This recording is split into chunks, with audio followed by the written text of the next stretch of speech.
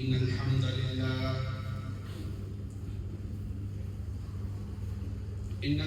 لله نحمده ونستعينه ونستغفره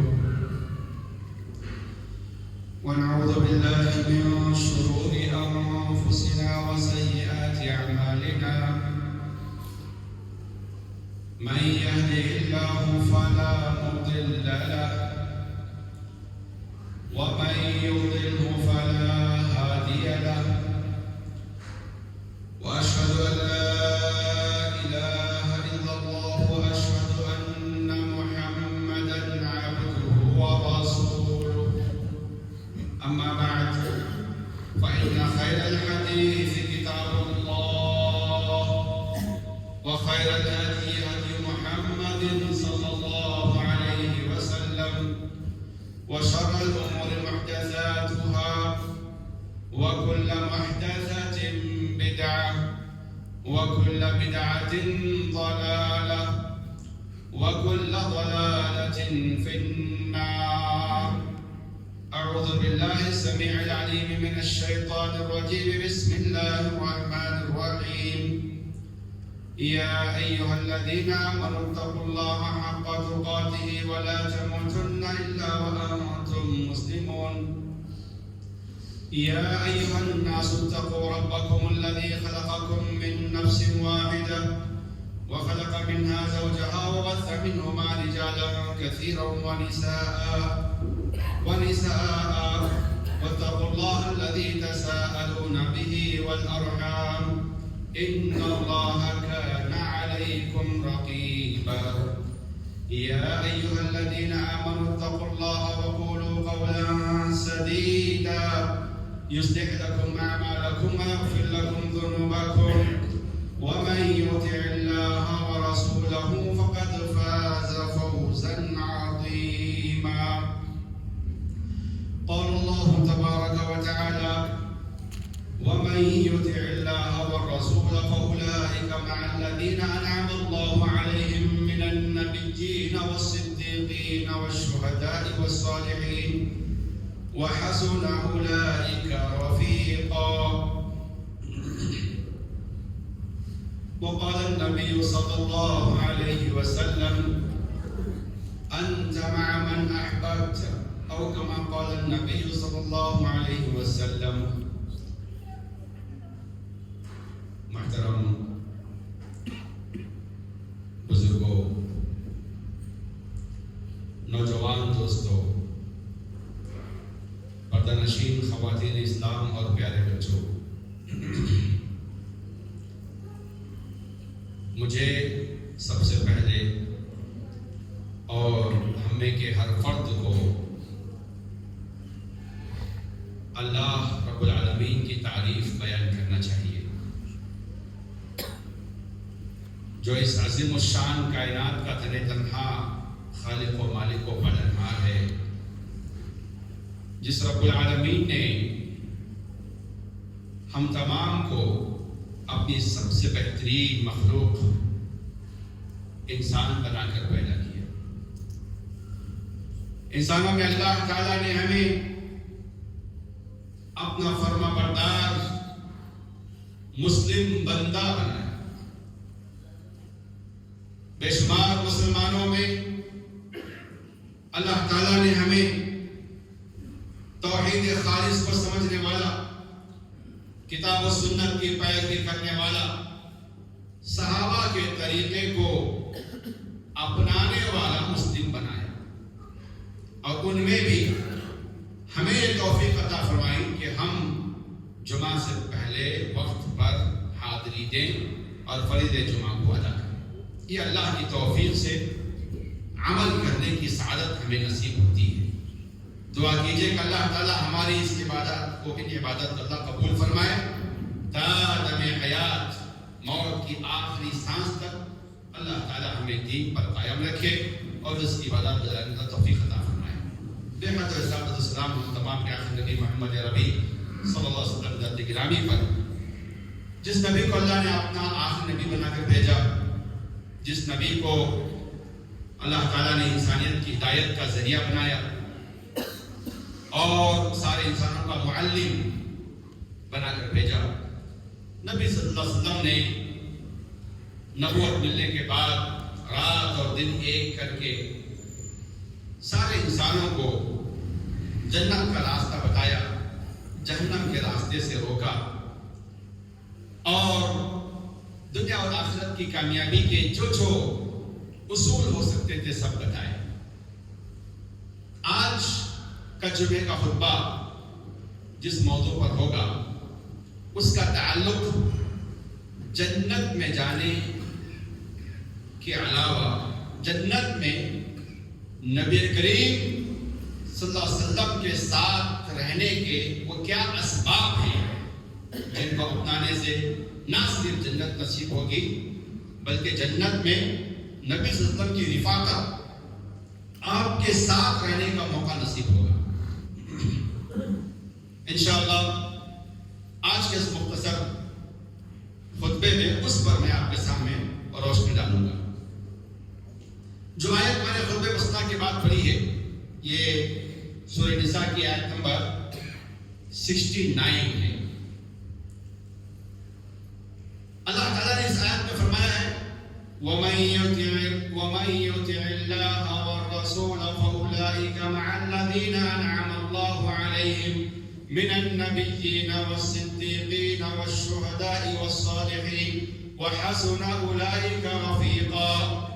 فرمایا کہ جو کوئی اللہ کی اطاعت کرتا ہے اور رسول کی اطاعت کرتا ہے تو یہ وہ لوگ ہیں جن پر اللہ تبارک و تعالیٰ کا انعام و اکرام ہوتا ہے، اور ان کا شمار انبیاء کے ساتھ ہوگا، صدیقین کے ساتھ ہوگا، شہداء کے ساتھ ہوگا اور نیک لوگوں کے ساتھ ہوگا. یہ ان کے ساتھ رہیں گے اور ان کے ساتھ رہنا بہترین رفاقت ہے. فَحَسُنَ أُولَٰئِكَ رَفِيقًا. یہ آیت کا مفہوم جو میں نے آپ کے سامنے بیان کیا سورہ نساء کی. اس آیت کے اترنے کا سبب کیا ہے؟ اس آیت کے شأن نزول میں آپ تفسیر ابن کثیر اٹھا کے دیکھیے، دیگر تفاسیر اٹھا کے پڑھیے، ایک واقعہ بیان کیا جاتا ہے اور وہ واقعہ بڑا حیران کرنے والا، ہمارے ایمان کو جھنجھوڑنے والا واقعہ ہے. ایک صحابی ہے جو اللہ کے نبی صلی اللہ علیہ وسلم سے بے انتہا محبت کرتے ہیں،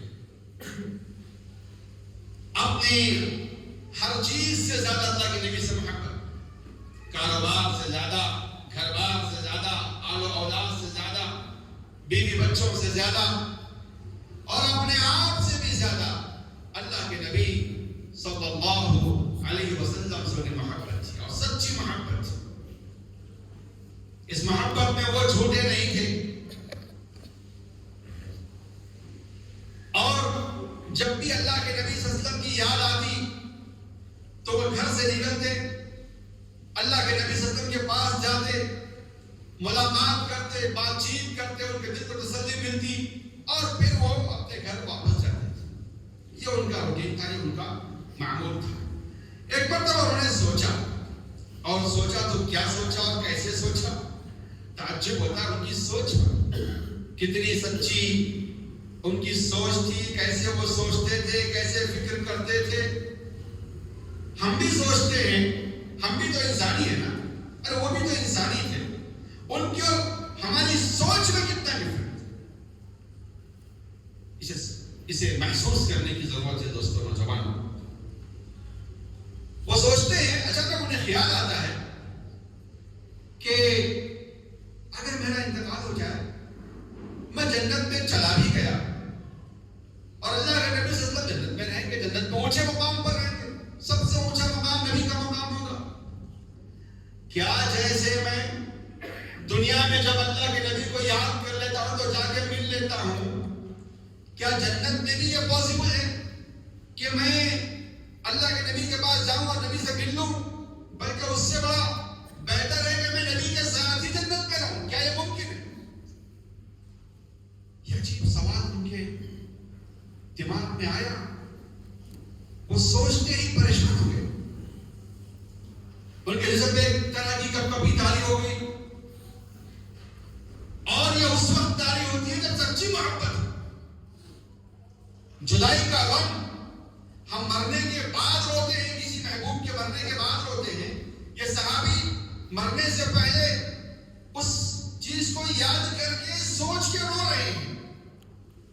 اور شب میں کب کبھی تاری ہو گئی نبی سے جدائی کا غم، اور پھر جنت میں بھی نبی کو نہ ملنے کا نہ دیکھنے کا ایک غم ان کے دل پہ تاری ہو گیا. جسم میں کپکپاہٹ تاری ہو گئی، آنکھوں سے آنسو نکل گئے، چہرہ لال ہو گیا، رونے لگے. کیا یاد کر کے کہ میں مر جاؤں گا، جنت میں جاؤں گا بھی، اور نبی جنت پہ جائیں گے تو اونچے مقام پہ رہیں گے. کیا میں نبی سے مل پاؤں گا جیسے میں دنیا میں مل پاتا ہوں؟ یہ سوال انہیں گھر سے نکلنے پر مجبور کیا. وہ آئے اور اللہ کے نبی صلی اللہ علیہ وسلم کے سامنے بیٹھے. آپ نے پوچھا کیا منظر ہے تمہارا؟ آنکھیں لال ہے، چہرہ لال ہے، کیوں یہ بدل گیا ہے؟ کیا وجہ ہے؟ بڑے خلوص کے ساتھ انہوں نے اپنا سوال رکھا. اے اللہ کے رسول، اچانک آج مجھے ایک بڑا عجیب خیال آیا ہے. کہا کیا ہوا؟ کہا کہ میں نے سوچا اگر میرا انتقال ہو جائے، میں جنت میں جاؤں تب بھی میں جنت میں آپ مسلمانوں کے ساتھ ایک چھوٹے مقام پر رہوں گا، آپ تو بہت بڑے مقام پر رہیں گے.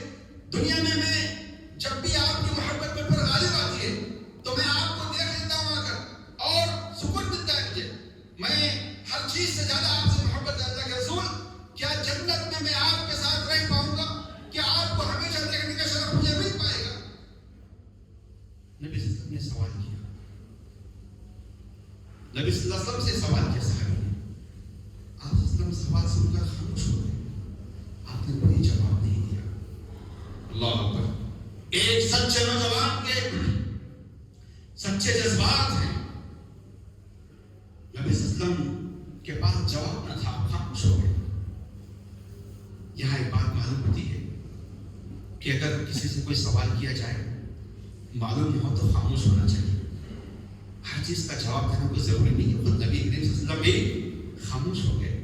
یہی بڑے بات میں معلوم ہوتی ہے میرے بھائیوں، جو یہ سمجھتے ہیں کہ اللہ کے نبی صلی اللہ علیہ وسلم عالم الغیب ہیں، انہیں اللہ کا واسطہ لے کر اس حدیث کی روشنی میں بتانا چاہتا ہوں، اپنے عقیدے کے درست کر لیجیے. اللہ کے نبی صلی اللہ علیہ وسلم خاموش ہو گئے. آپ کا خاموش ہونا کس بات کی دلیل تھی؟ کہ آپ کو وہ جواب معلوم نہیں تھا اور آپ وہی کا انتظار کر رہے تھے. اللہ عالم الغیب اس نوجوان کے ان جذبات کو سمجھ کر آسمان سے وحی بھیجتے ہیں کہ جاؤ، ایک سچے چاہنے والے نے محبوب اللہ کے محبوب کے سامنے ایک بات رکھی اور نبی صلی اللہ علیہ وسلم خاموش ہو گئے ہیں. جاؤ جبرائیل، اس آیت کو لے کر اترو. وَمَن يُطِعِ اللَّهَ وَالرَّسُولَ فَأُولَٰئِكَ مَعَ الَّذِينَ أَنْعَمَ اللَّهُ عَلَيْهِمْ مِنَ النَّبِيِّينَ وَالصِّدِّيقِينَ وَالشُّهَدَاءِ وَالصَّالِحِينَ وَحَسُنَ أُولَٰئِكَ رَفِيقًا. آیت نازل ہو گئی. نبی کریم صلی اللہ علیہ وسلم نے سنا اور آپ خوش ہو گئے. کہا کہاں ہے پوچھنے والا؟ کہاں ہے پوچھنے والا؟ بلاؤ. تو حضرت ثوبان رضی اللہ عنہ صحابی کا نام ہے، وہ چلے گئے تھے. اور پوچھنے کا بھی ادب دیکھیے، اصرار نہیں کیے. میں نے سوال کیا، نبی کو معلوم نہیں ہے آپ کیسے نبی ہیں؟ علماء سے سوال ہو جائے جواب نہ ہو تو ہم علماء کو انڈر اسٹیمیٹ کرتے ہیں. علماء کو جو ہے ہم اور جواب نہ معلوم ہونے کا کہنا یا خاموشی اختیار کرنا ان کی امانت داری ہے، دیانت داری ہے. ہر سوال کا جواب دینا ضروری. ٹیچرز کے لیے بھی یہی پیغام ہے، اسٹوڈنٹ کے لیے بھی یاد ہے کہ سوال کرے، پوچھے، جواب نہ آنے پر سمجھے گا لائن ہے. جو معلوم ہے وہ بولتے ہیں، جو معلوم نہیں ہے وہ نہیں بولتے. ہمیں یہ سمجھنا چاہیے ہم الگ طریقے سے بہیو کرتے ہیں. ہمارا بہیویئر ایک الگ طریقے سے ہوتا ہے، اسے اصلاح کرنے کی ضرورت ہے. صحابی اٹھ کے چلے گئے، آپ نے کوئی اصرار نہیں کیا، کوئی برا نہیں سمجھا. نبی نے جواب نہیں دیا، ٹھیک ہے چلے گئے. لیکن آسمان سے وحی آئی. نبی نے کہا بلاؤ اس شخص کو. آیات پڑھ کے سنایا. اللہ جو بھی اللہ اس کے رسول کی اطاعت کرتا ہے وہ ان لوگوں کے ساتھ رہے گا جن پر اللہ کا انعام ہوا ہے. انبیاء کرام کے ساتھ، صدیقین کے ساتھ، شہداء کے ساتھ اور نیک لوگوں کے ساتھ. اور یہ بہترین رفاقت ہے، بہترین جنت میں رہنے والے کے ساتھ ہی. صحابی خوش ہو گئے. اللہ सोचने की बात यह है, सवाल किसका किया गया था? सवाल था कि अल्लाह के नबी से मोहब्बत है, क्या ये मोहब्बत का सिला जन्नत में मिलेगा? क्या हम जन्नत में नबी को देख सकेंगे? नबी के पास रहेंगे, नबी की रिफाकत जन्नत में मिलेगी? सवाल मोहब्बत का था, मोहब्बत के इजहार का था। जवाब क्या है? वमन युतिइल्लाह व रसूल, जो अल्लाह उसके रसूल की इताअत करता है। तो मालूम ये हुआ कि सच्ची मोहब्बत का इजहार इताअत से होनी चाहिए। सिर्फ आई लव मोहम्मद हमने लिख के लगा लिया, ट्रेन चला दिया पिछले 2-3 महीनों में और पूरी दुनिया में मशहूर भी हो गया। लेकिन मेरे भाइयों, क्या हम सच्चे मुहिब हैं? अगर हम सच्चे इताअत करने वाले हैं तो हमें चाहिए, अगर हम अल्लाह के रसूल से सच्ची मोहब्बत करने वाले हैं तो हमें चाहिए कि हम सच्ची इताअत करने वाले बन जाएं। अल्लाह हम तमाम को तौफीक अता फरमाए।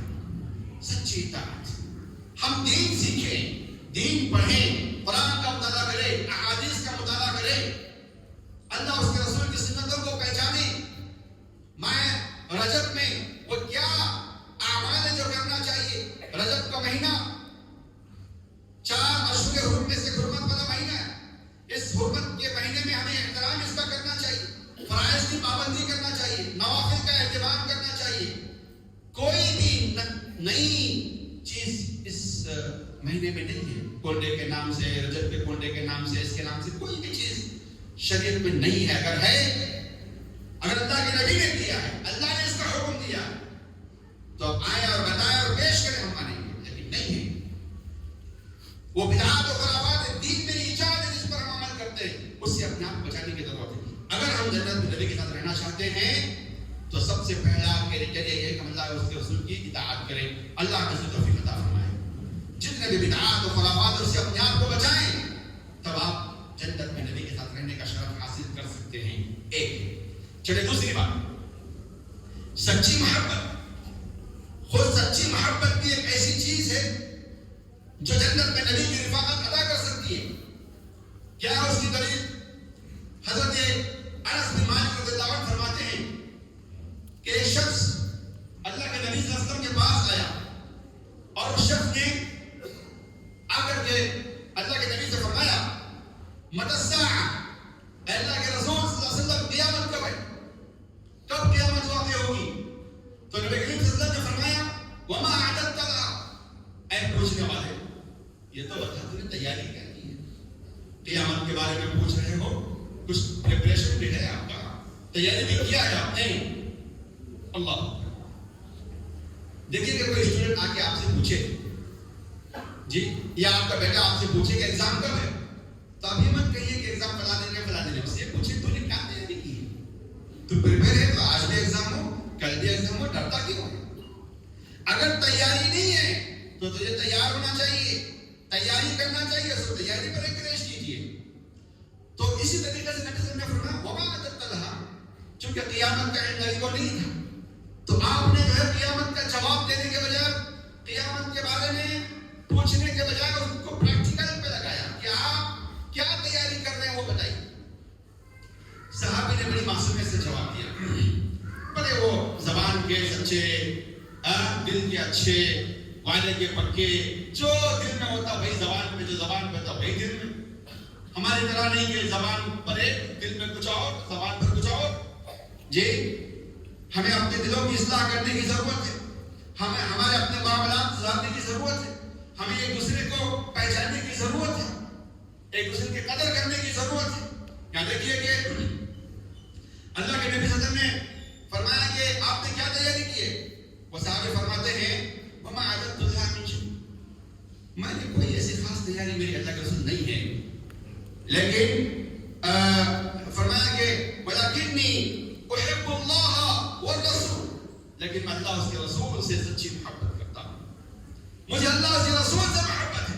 हाँ, फराइज की पाबंदी के साथ, फर्ज नमाजों का मैं पाबंद हूँ, फर्ज रोजों का मैं पाबंद हूँ, उसका मफहूम ये है, जो फराइज है लेकिन जो नवाफिल है जिसमें कसरत से करना चाहिए, किसी एक फील्ड में मैं बहुत ज्यादा आगे नहीं हूँ, ये मतलब है उसका। लेकिन एक चीज ऐसी है जिसमें मैं बिल्कुल लायक हूँ और मैं बिल्कुल उसमें मुखलिस हूँ, वफादार हूँ, वो ये है कि मैं अल्लाह उसके रसूल से सच्ची मोहब्बत करता हूँ। अल्लाह, तो अल्लाह के नबी ने फरमाया, अंत मअ मन अहबब्त, تو میرے صحابی سن لو، تم ان کے ساتھ رہو گے جسے تم محبت کرتے ہو. اللہ اکبر. اللہ تعالیٰ ہمیں بھی اللہ سے سچی محبت عطا فرمائے. اے وہ لوگوں جنہوں نے اللہ محبت ان کے لگایا ہے، تمہیں مبارک ہو. اگر تم اپنے اس دعوے میں سچے ہو تو تمہیں اللہ کے نبی کی یہ حدیث مبارک ہو کہ تم ان کے ساتھ رہو گے جن سے تم محبت کرتے ہو. اگر یہ دکھاوا تھا، اگر یہ ریاکاری تھی، تو پھر ہمیں اپنی اصلاح کی ضرورت ہے.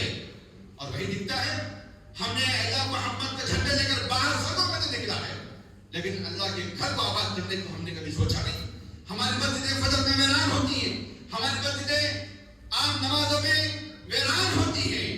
ہم نے جذبات میں آ کر سڑکوں کو تو آباد کیا، اللہ کے گھروں کو خالی چھوڑ دیا. کہ یہی ہماری محبت ہے؟ ہمیں اپنے اس دعوے کی اصلاح کرنے کی ضرورت ہے.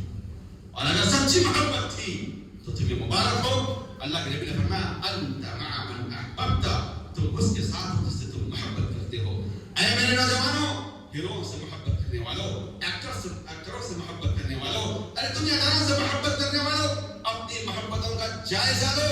نبی نے کیا سنایا ہے کہ تم ان کے ساتھ رہو گے جن سے محبت کرتے ہو. اللہ ہمیں سچی اور صحیح محبت کی توفیق عطا فرمائے. صحابہ نے جب حدیث میں سب خوش ہو گئے، سب خوش ہو گئے. حضرت انس فرماتے ہیں کہ اس حدیث نے ہمیں بہت خوش کر دیا. کہا کہ میں اللہ سے، اس کے رسول سے، ابو بکر سے، عمر سے، علی سے، عثمان سے محبت کرتا ہوں، عثمان علی سے محبت کرتا ہوں. مجھے امید ہے کہ میں ان کے ساتھ جنت میں رہوں گا. تو ہمیں سچی محبت کرنی چاہیے.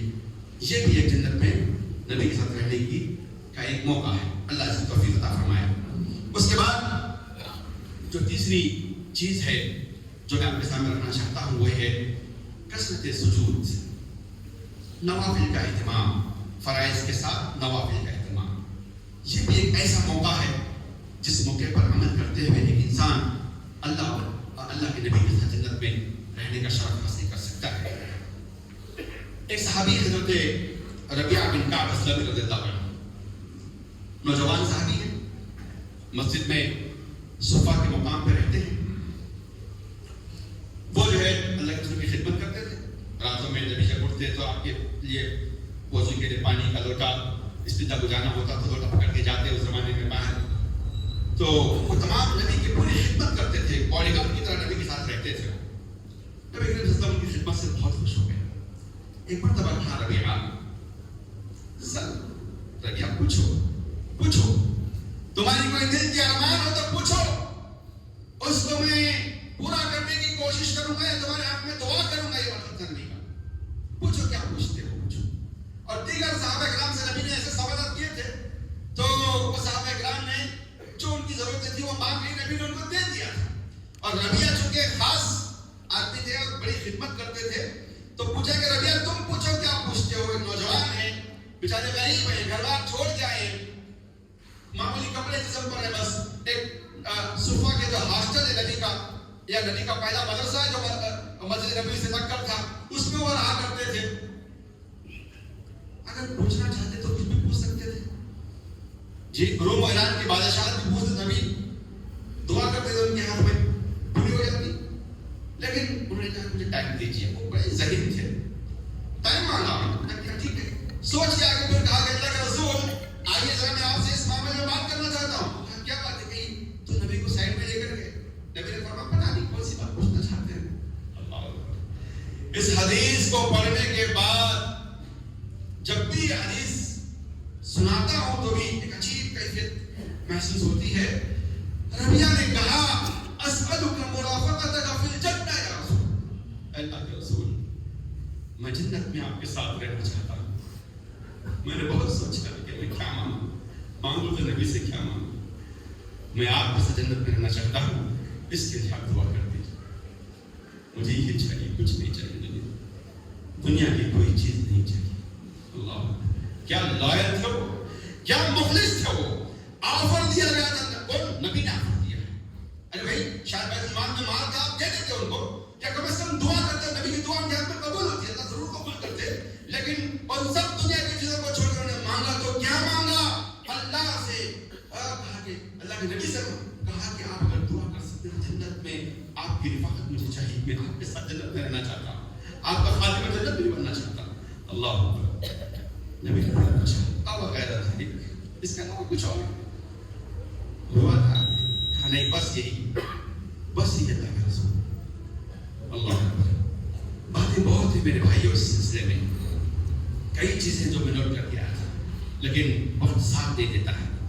چند باتیں مختصر میں آپ کے سامنے رکھتا ہوں، پھر کسی موقع سے تفصیل بیان کروں گا۔ ایک اور چیز جو اس میں یہ نبی نے حاضر فرمایا ہے ربیعہ سے جو فرمایا کہ فَأَعِنِّي عَلَىٰ ذَلِكَ بِكَثْرَةِ السُّجُودِ، جب ربیعہ نے یہ بات کہی ایموشنل ہو گئے تھے ربیعہ، تو نبی نے کہا کہ ان کو پریکٹیکل کام پہ لگا دیا، کہا کہ پھر تم کثرت سے سجدے کرنا، مطلب نفل نمازوں کا اہتمام کرنا، فرائض کی پابندی تو کرنا ہی کرنا ہے، نوافل کا بھی اہتمام کرنا۔ بہت سے ایسے لوگ ہیں جو نوافل کے پیچھے پڑے، بہت سے ایسے لوگ ہیں جو صرف فرائض کی پابندی کرتے بھاگ جاتے ہیں۔ کہا کہ نہیں، فرائض کی پابندی کے ساتھ نوافل کا اہتمام کیجیے۔ اور بعض لوگ ایسے ہیں کہ نفل کے خوف سے فرض بھی نہیں پڑھتے ہیں۔ عشاء کی کتنی رکعتیں؟ 17 رکعت، 17 رکعت تو جان دو نماز ہی نہیں پڑھتے، عشاء ہی نہیں پڑھتے لوگ، بچے اور خاص کر بڑے لوگ 17 رکعت کے خوف سے نہیں۔ میرے بھائی 17 رکعت میں 4 رکعت فرض ہیں، بقیہ نمازیں نفل ہیں، پڑھو تو فائدہ، نہیں پڑھو تو کوئی مسئلہ نہیں، اللہ پوچھے گا نہیں، لیکن 4 رکعت نماز 17 کے خوف سے 4 بھی چھوڑ دینا یہ نابالغ، لیکن صرف 4 پڑھ کے بھاگ جانا یہ بھی عقل مندی نہیں ہے۔ تو یہاں ہمیں جو ہے فرائض کے ساتھ نوافل کی پابندی کرنا چاہیے، صرف ڈیوٹی نہیں، او ٹی بھی کرو، ایکسٹرا ملتا ہے۔ صرف ڈیوٹی کر کے بھاگنے والوں کو کامیاب نہیں، او ٹی بھی کر کے پیسہ جمع کرو، بینک بیلنس جمع کرو، یہ آفر۔ یہ اللہ کے نبی نے فرمایا کہ نفل نمازوں کا اہتمام کرو تاکہ تم جو ہے جنت میں نبی کا رہ سکو۔ تو وہ ہمارے نوجوان بہت ایموشنل ہوتے ہیں، کچھ بھی کرنے کے لیے جھنڈا دیجیے، نکلیں گے باہر، یہ کریں گے وہ کریں گے، سب کریں گے، پریکٹیکل کام کرتا ہی نہیں ہوگا ان سے۔ یہاں نبی صلی اللہ علیہ وسلم نے اس نوجوان صحابی کے ایموشنز کو کنٹرول کیا اور ان کو پریکٹیکل کام پہ لگایا کہ تم نفل نمازوں کا اہتمام کرو۔ اللہ نے توفیق عطا فرمائے۔ اس کے علاوہ اور بھی بہت سی باتیں ہیں، جیسے نبی پر درود پڑھنا ہے۔ درود کا اہتمام بھی ایک ایسی چیز ہے جس کے ذریعے سے نبی کی جنت میں رہ سکتے ہیں۔ اگر جمعہ کے دن خاص طور سے درود کا اہتمام کریں، عصر کے بعد درود کا اہتمام کریں، جب بھی آپ کو جو ہے موقع ملتا ہے درود پڑھیں، اور درود کثرت سے پڑھیں۔ صرف درود پڑھ لینا کافی نہیں ہے، درود کو کثرت سے پڑھنا چاہیے۔ نبی نے فرمایا کہ عبداللہ بن مسعود کی روایت ہے کہ اول الناس بی یوم القیامۃ اکثرهم علی صلاۃ، کہ قیامت کے دن میرے سب سے قریب وہ لوگ رہیں گے جو مجھ پر سب سے زیادہ درود بھیجتے ہیں۔ اللہ اکبر، درود کا اہتمام کرو اور نبی کے ساتھ جنت میں رہنے کا شرف حاصل کرو۔ یہ جو ہے ایک موقع ہے اور چانس۔ اس کے علاوہ بھی لڑکیوں کی تربیت ہے، اس کے علاوہ یتیموں کی کفالت ہے، اس کے علاوہ حسن اخلاق ہے۔ یہ چند باتیں ہیں، لیکن چونکہ وقت شاید بہت آگے بڑھ گیا ہے، میں ایک بات جو بتا کر اپنی بات ختم کرنا چاہتا ہوں، وہی ہے کہ لڑکیوں کی تربیت بھی، عورتیں خوش ہو جائیں کہ لڑکیوں کی تربیت بھی ایک ایسا موقع ہے جس موقع کے ذریعے سے مرد حضرات نبی کی رفاقت حاصل کر سکتے ہیں۔ عورتوں کو اسلام نے سمان دیا ہے، ان کو عزت دی ہے، ان کی تربیت کرنے کے لیے موٹیویٹ کیا ہے۔ یہ جو باتیں ہیں یہ اور مرد اور سب کے لیے کامن ہے، لیکن یہ جو بات ہے کہ عورت کے حق میں مرد کے لیے ہے کہ وہ لڑکیوں کی تربیت کرے، چاہے اس کی اپنی بیٹیاں ہوں، چاہے معاشرے کی غریب لڑکیاں ہوں، چاہے جو ہے یتیم لڑکیاں ہوں، کوئی بھی لڑکی ہو، اگر آپ اس کی تربیت کریں گے تو یہاں تک کہ وہ لڑکی بالغ ہو جائے، اس کی بلوغت تک تربیت کرنا چاہیے۔ تو فرمایا کہ وہ اور اللہ، وہ شخص اللہ کے نبی قیامت کے اس طرح قریب قریب ہوں گے۔ اللہ اکبر۔ فرمایا من عال جاریتین حتی تبلغ اجل یوم القیامت انا وهو هكذا وضم اصابعه، جو لڑکیوں کی تربیت کرے گا، جاریتین، 2 لڑکیاں کم سے کم، 3 ہو 4 ہو، زیادہ ہو تو مبارک ہو ان کو، آپ کی بیٹیاں ہوں، آپ کی بہنیں ہوں، آپ کے جو ہے اڑوس پڑوس میں معاشرے میں دیکھیں آپ تربیت، اور لڑکیوں کی تربیت پر خاص توجہ دی گئی کہ جنت میں نبی کے ساتھ رہنے کا شرف حاصل کرنے کا ایک چانس ہے۔ مبارک ہو شخص کو جو سب پر عمل کرنے کی کوشش کرے، نہیں تو کم از کم کسی ایک کو اپنائے زندگی میں آپ، اور اس پر پابندی سے عمل کریں. اس کے علاوہ یتیموں کی کفالت ہے. معاشرے میں یتیم بچے ہوتے ہیں, رشتے داروں میں یتیم ہوتے ہیں, اور بھانجا بھتیجا جی اور بھی قریب کے دوسرے قریب لوگ یتیم ہو جاتے ہیں, ان کے باپ کا انتقال ہوتا ہے. ان بچوں کی پرورش کریں آپ. انا وکافل یتیم کہاتین, میں اور یتیم کی بات کریں اس طرح ہوں گے. جاؤ مدرسوں کو جاؤ, اسکولوں کو جاؤ, یتیم بچوں کو پہچانو, ان کی کفالت اپنے ذمہ لو. صرف فیس دے کر نہیں, ان کی پورا ان کا انتظام آپ کو, جیسے اپنے بیٹے کا خیال کرتے ہو ویسے یتیم بچے کا خیال کرو. یہ وہ موقع ہے جس کو اپناؤ گے تو جنت میں نبی کے ساتھ رہنے کا چانس ملے گا. انا وکافل یتیم کہاتین, میں اور یتیم کے ساتھ جنت میں اس طرح رہیں گے. آپ نے اپنے انگلیوں کو جوڑ کر کہا ہے. تو بہرحال یہ وہ باتیں ہیں میرے نوجوان دوستوں, میرے بزرگوں, میرے ماں اور بہنوں. اگر ہم چاہتے ہیں کہ جنت میں جائیں اور جنت میں بھی اونچا مقام نبی کا مقام ہوگا, مبارک ہو ان لوگوں کو جو نبی کے ساتھ رہنے کا شرف حاصل کر سکتے ہوں. اور ان کے لیے اسباب ہیں, ان کے یہ ذرائع ہیں جو میں نے آپ کے سامنے رکھی ہے. سب سے پہلی بات اللہ اس کے رسول سے سچی محبت. دوسری بات اللہ اس کے رسول کی اطاعت. تیسری بات نفل نمازوں کا اہتمام. چوتھی بات نبی صلی اللہ علیہ وسلم پر درود, کثرت سے درود کرنا. پانچویں بات لڑکیوں کی دو لڑکیوں کی کم از کم تربیت کرنا. چھٹی بات یتیم کی کفالت کرنا. یہ 6 باتیں اور بھی ہیں لیکن وقت زیادہ نہیں دیتے. آلریڈی میں آپ کا 5 منٹ زیادہ لے لیا. آپ تمام کا شکریہ. اللہ تمام کو جو باتیں آج کے خطبہ جمعہ میں ہمارے سامنے آئی ہیں ان کو یاد رکھتے ہیں, ان کو توفیق عطا فرمائے. اللہ تعالیٰ ہم تمام کو جنت نصیب فرمائے, جنت میں نبی کی رفاقت نصیب فرمائے, وہ کام کرنے کی توفیق عطا فرمائے جس سے ہمیں جنت میں نبی کی رفاقت نصیب ہو. اے اللہ ہمارے گناہوں کو معاف فرما, ہمارے خطاؤں کو درگزر فرما. اے اللہ جو بھی بیمار ہیں ہم تمام کے حق میں دعا کرتے ہیں شفا کاملہ عاجلہ نصیب فرما. اے اللہ جو پریشان حال ان کی پریشانی کو دور فرما. اے اللہ جو بے روزگار ہیں ہم دعا کرتے ہیں ان کے لیے حلال روزی روٹی کا انتظام فرما. اے اللہ جن نوجوانوں کے نکاح نہیں ہوئے, جو لڑکیاں بے نکاح ہیں, اے اللہ ہم دعا کرتے ہیں ان کے لیے اچھے رشتوں کا انتظام فرما. جن کا نکاح ہو گیا ہے وہ اولاد کے لیے پریشان ہے, اللہ ان کے لیے نیک اولاد کا انتظام فرما. جن کی اولاد ہو گئی ہے اپنی اولاد کی نافرمانیوں سے, ان کی بے راہ رویوں سے پریشان ہیں, اے اللہ ہم دعا کرتے ہیں ان کے اولاد کو ان کے حق میں نیک بنا دے, ان کو صالح بنا دے, نوجوانوں کو معاشرے کا بہترین ایسٹ بنا دے. اے اللہ نوجوانوں کو صحیح راستے پر لگا دے اور امت مسلمہ کو صحیح کام کرنے کی توفیق عطا فرما, نمازوں کی پابندی کی توفیق عطا فرما. اے اللہ رمضان قریب ہے, اللہ ہم تمام کی زندگی میں رمضان پھر ایک بار نصیب فرما. ہمارے اسلاف 6 مہینے سے رمضان کے لیے دعا کرتے تھے, اللہ ہم بھی دعا کرتے ہیں ہماری زندگی میں رمضان نصیب فرما. اے اللہ ہمیں اچھے کام کرنے کی توفیق عطا فرما.